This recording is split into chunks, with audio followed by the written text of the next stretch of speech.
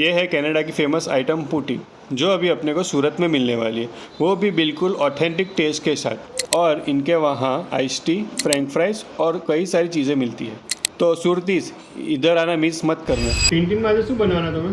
આજે બનાવવાના પુટીન. એ શું આવશે? સાદી ફ્રેન્ચ ફ્રાઈઝ એની ઉપર ચીઝ ને ગ્રેવી.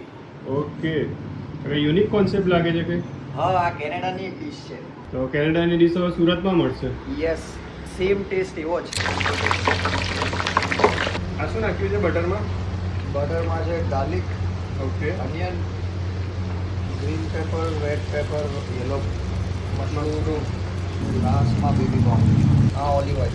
ઓલિવ ઓઇલમાં બનાવો. યસ. આ પેરી પેરી મસાલો. આ શું છે? પેરી પેરી મસાલો. પેરી પેરી મસાલો. પેરી પેરી ફ્રાઈઝમાં.